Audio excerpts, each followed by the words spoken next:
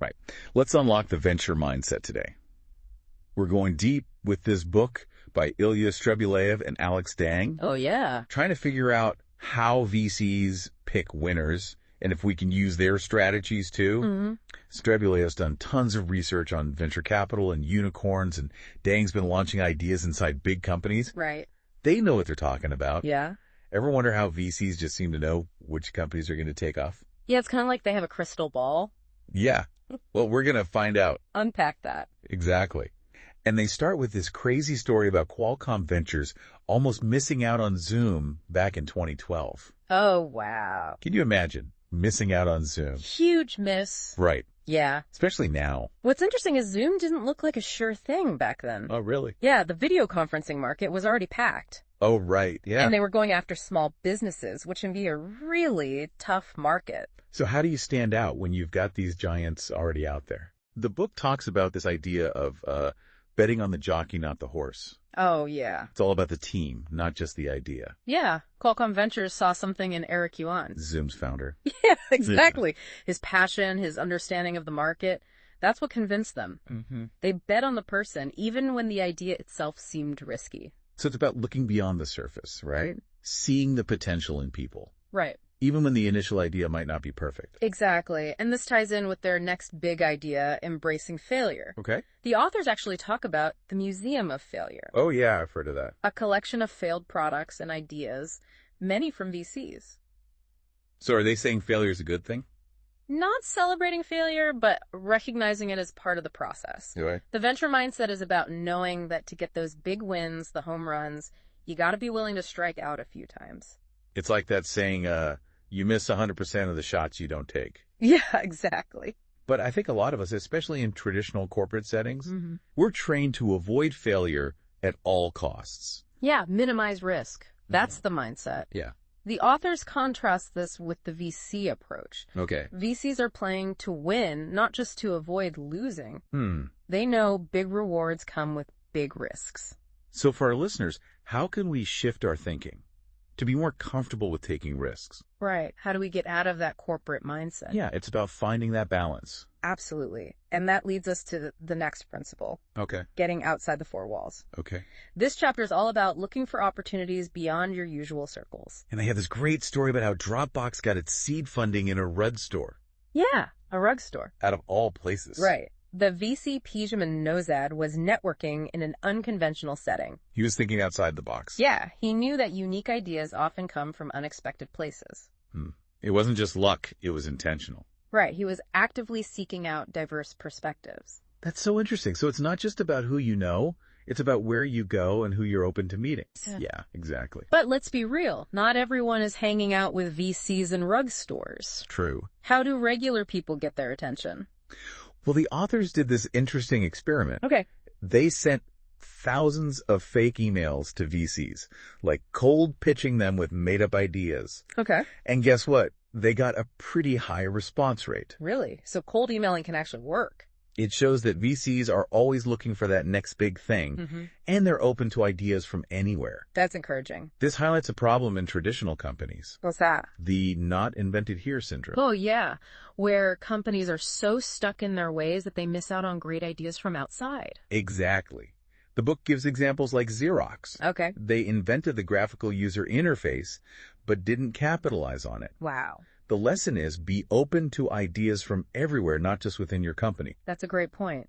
So we've talked about taking risks, finding opportunities, and being open to ideas. Right. But how do VCs actually sift through all the noise and pick the winners? Well, they have a system, and it starts with being super selective. All right. The authors call it say no 100 times. Oh, I like that. Yeah. So it's like those Shark Tank judges. Exactly. They're quick to point out flaws and say no. VCs are looking for reasons to reject an idea, not to accept it. Interesting. It's about being ruthless in your evaluation. They're not afraid to say no, even if it's a good idea, if it doesn't meet their criteria. That's interesting. It's like they're approaching it scientifically, Yeah. looking for flaws and testing hypotheses. Exact. So for our listeners, it's about applying that same rigor to their own ideas, Yeah. really scrutinizing them and not being afraid to let go if they don't hold up. Precisely. And this leads us back to the team. Okay. Even with a promising idea, the jockey or the founding team is the deciding factor. Right. The bet on the jockey, not the horse principle. Exactly. But how do they know if a team is up to the challenge? What are they looking for? That's where things get really interesting, and we'll dive into that in the next part of our deep dive. All right. Can't wait. Stay tuned. We'll be right back. Welcome back. We're really getting into the venture mindset now. Yeah. Figuring out how VCs make these big decisions. Last time we were talking about how VCs evaluate the jockey. Right, the founding team. Yeah. It's not just about finding smart people. No. It's about their leadership, their resilience, their character. The book talks about some really interesting methods that VCs use. Yeah. Kate Mitchell, a co-founder of Scale Venture Partners. Okay. She actually checks with a receptionist after meeting a founder Oh, wow. to see how they were treated while they were waiting. That's smart. Right. It's a good way to see how someone acts when they don't think they're being watched. It's like that Maya Angelou quote. Oh, yeah. People will forget what you said. People will forget what you did, but people will never forget how you made them feel. Exactly. And Alex Rampell from Andreessen Horowitz, Okay. he looks at the talent a founder has already brought in. If they've built a strong team early on, that's a good sign of their leadership. So it's like they have this magnetic pull. Yeah. This ability to inspire others to join them, even when there's no guarantee of success. Right, even when it's risky. But team dynamics are just one part of it. Yeah. VCs are really good at dealing with uncertainty. Mm-hmm.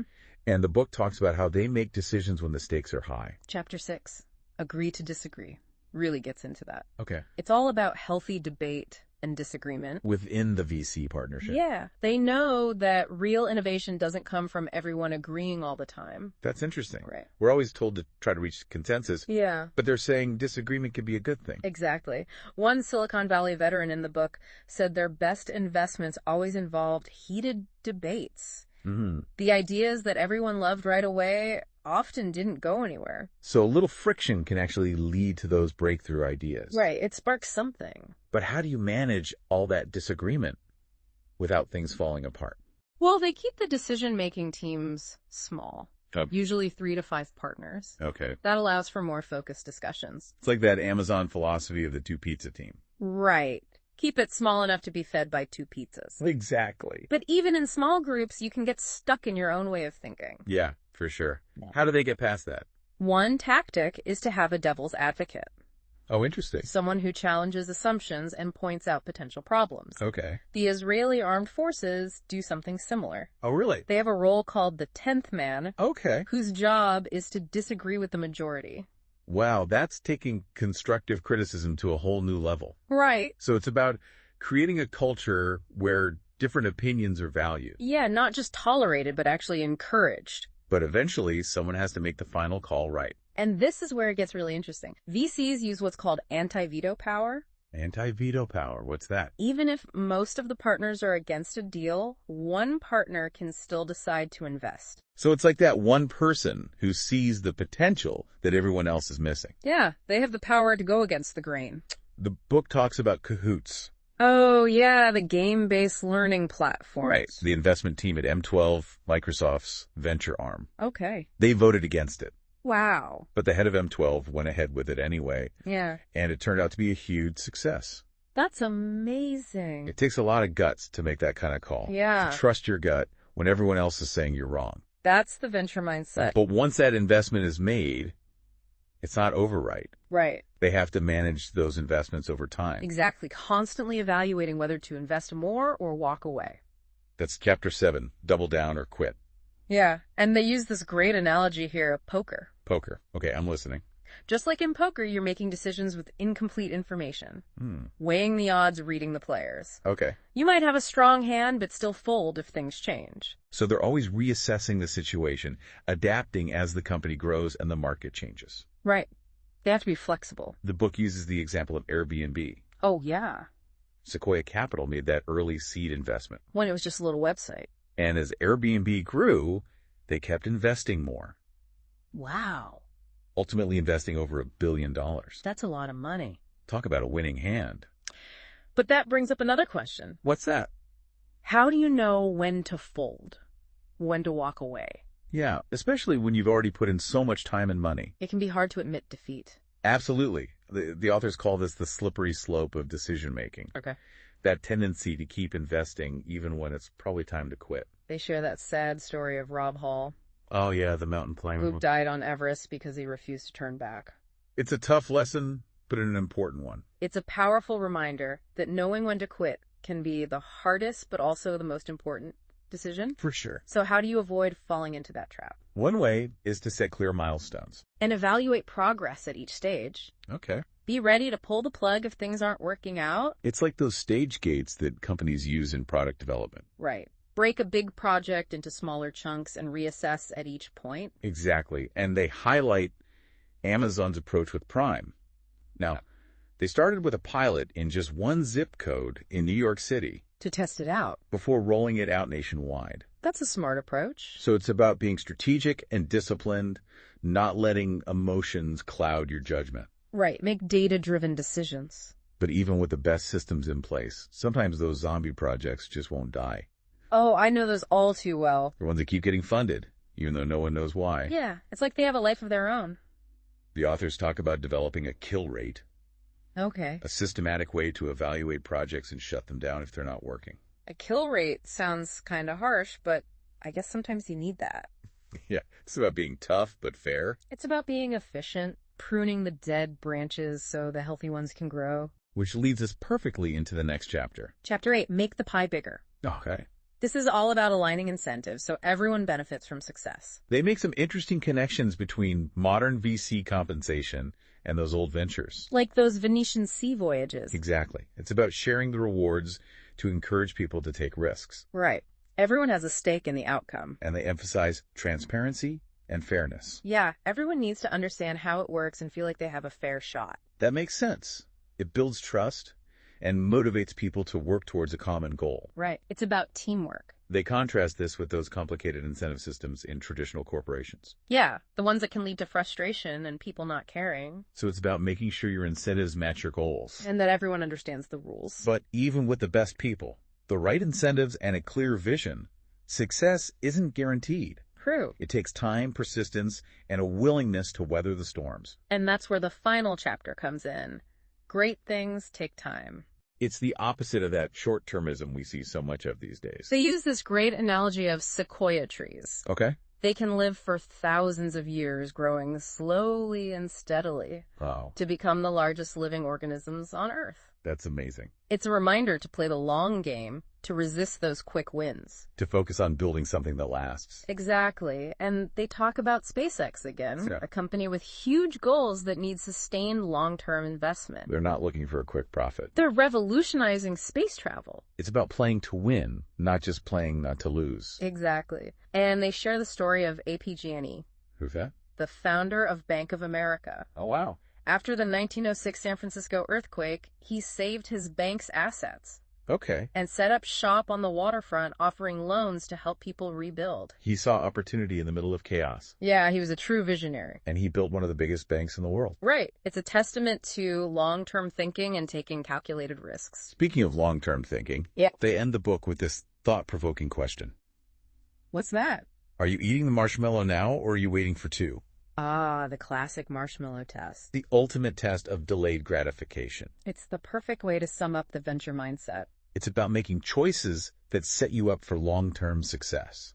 even if it means giving up something now. It's about believing in patience, persistence, Yeah. and your vision. But there's one more thing we haven't talked about yet. Oh, really? What's that? Something that can make or break even the best venture. Okay, now I'm really intrigued. And that's what we'll explore in the final part of our deep dive. All right, can't wait to find out. Stay tuned. We'll be right back. Welcome back to the final part of our deep dive into the venture mindset. We've been talking about how VCs think, how they make decisions, how they build those winning teams. Right. But there's one more thing we haven't talked about. Yeah, a crucial element. Something that can really make or break a venture. It's the X factor, that Oh. ability to adapt as the world changes. They call it building for change. Right, recognizing that change is the only constant. And that the most successful companies are the ones that can embrace it. They start the chapter with this story about Blockbuster Video. Oh yeah, I remember those. Back in the 90s, they were the kings of home entertainment. I used to love going to Blockbuster on Friday nights. Yeah, picking out a movie. It was a whole thing. But Blockbuster made a big mistake.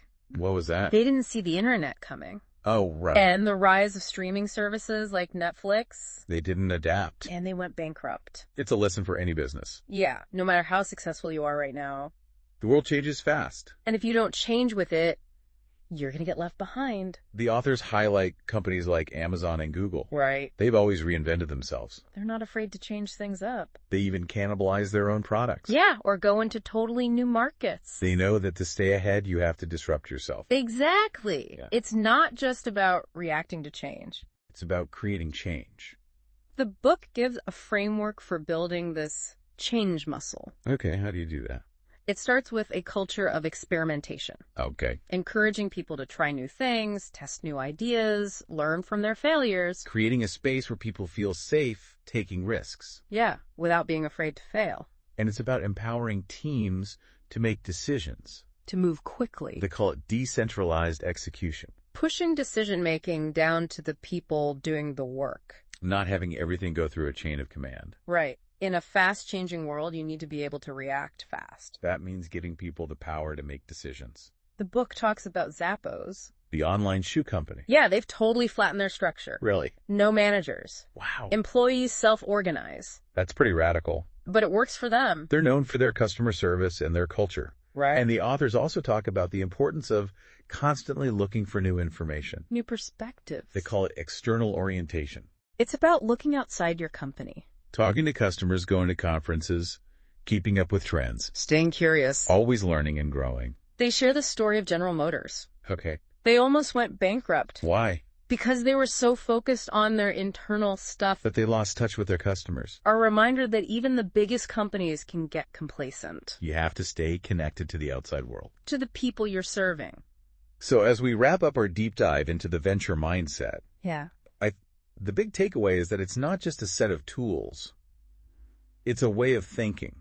A way of approaching the world. It's about embracing uncertainty. Taking risks and building for change. Fostering experimentation. Empowering teams and staying connected. Right. It's about always learning, adapting, evolving. And believing that great things are possible. If you're willing to challenge the status quo. That's the venture mindset.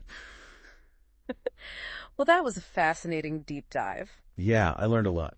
Thanks for joining us on this journey into the venture mindset. It's been a pleasure. We hope you found it insightful. And maybe even a little inspiring. Until next time, keep diving deep. And remember, Bet on the jockey, not the horse. and don't eat the marshmallow. Thanks for listening.